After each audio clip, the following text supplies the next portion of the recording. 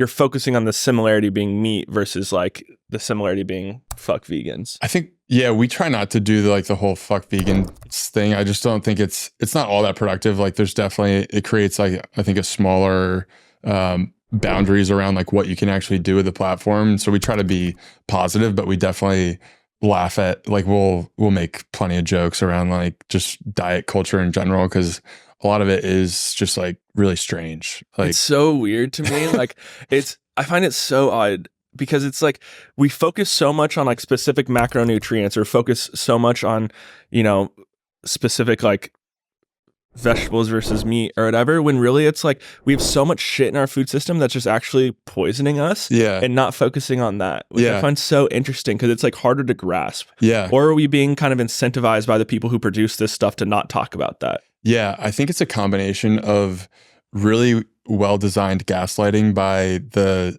like scientific community, or like the community of people who are coming out with studies that are saying like butter is bad for you, when people have been eating butter for a very long time.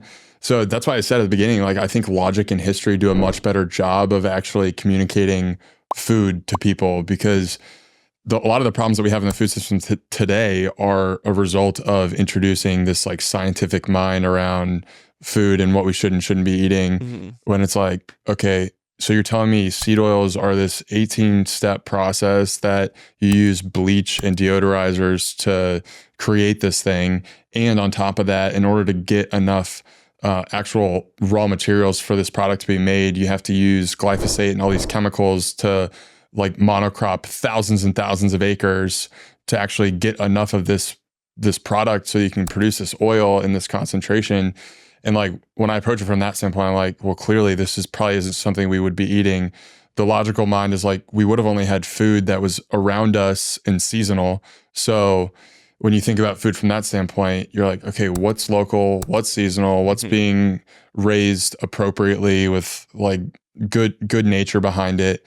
And I think that when you talk about it that way, it's like much easier for people to be like, oh yeah, like we're having a weirdly scientific conversation around something that we can clearly kind of just talk about, like what were we eating 100 years ago, 200 years ago, and start to unpack the conversation that way.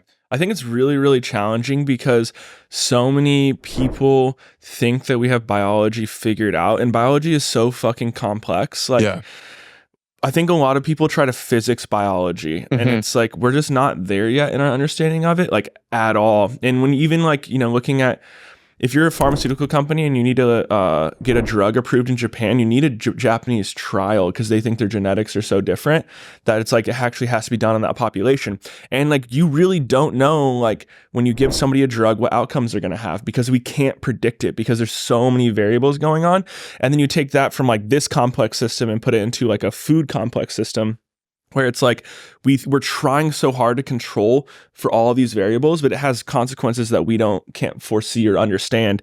And I just don't think like we have that capacity yet. So I do think using heuristics like primal things or things that are closer to, you know, origin or what we eat in the past is like a safer bet. I can also see from their perspective because they're trying to feed the world. And like I think that is such an important moniker because like so many civilizations have died from starvation, and that sounds really fucking bad.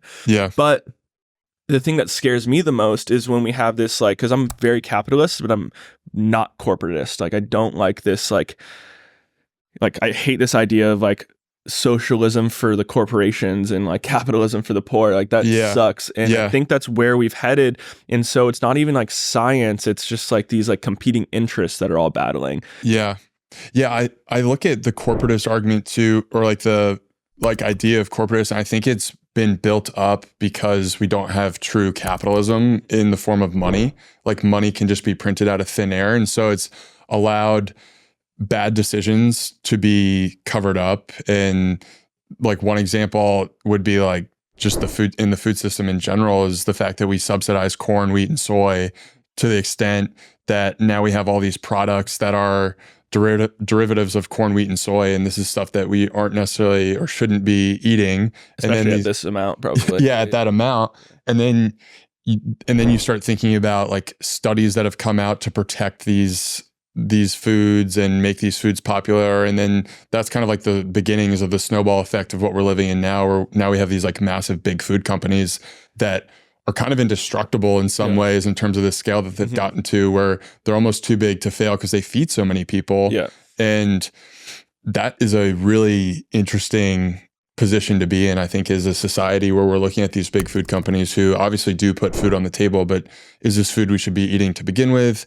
And then now we're like protecting these organizations because they are just so heavily involved with feeding people. For sure. And it is like, it sucks because if you go to a farmer, you know, they're going to be like, no, what I'm doing is important and I need these subsidies or else it doesn't make sense. And it's like, shit, we're in this system now where like, and this is, I think we were talking about this at the dinner, but like, I feel like we just need to like slowly, and maybe actually the path that we're moving forward right now with this like education, slow, steady growth towards like local or regenerative or, you know, all these different types of farming is like kind of the way it has to happen. Because if there was some sudden phase shift, if like, you know, the president of Argentina came in and became president of the United States and just cut the subsidies of all the farmers, like that could be bad. Like we could have millions of people die.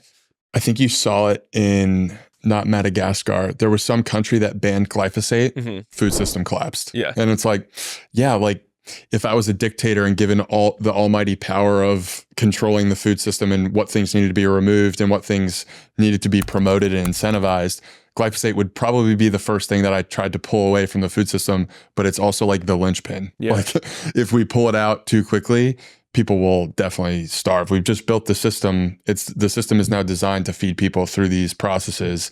And it's gotten to the point where there's enough scale behind it where we can't, it will have to be a much more methodical and slow change, which is tough when you start to look at some of like the health outcomes that are happening because we have a food system that doesn't really promote long-term health. It makes it really challenging. And then you layer on the fact that inflation is crazy. Food prices are going up. It's becoming harder and harder to get access to really high quality food from a just dollar standpoint. That layers on to the issue. So my big thing is I think that we need to really revisit incentives in the food system, and just start to approach this problem with creating another solution and building it up over time. Because it's not going to be, it's going to be a slow and like, I think arduous build out of getting more people involved with the food system.